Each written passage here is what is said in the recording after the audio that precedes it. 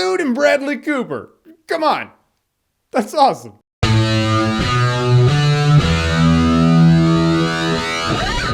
Burnt. So Burnt stars Bradley Cooper. Bradley Cooper plays who used to be a rock star chef. This dude had everything. He was the guy to beat. Then he ruined his life. He lost it all. He fell from grace. And now, a couple years later, he wants redemption. He wants to be the best chef on earth. So he becomes the head chef of this one kitchen. He gets Sienna Miller as his sous chef.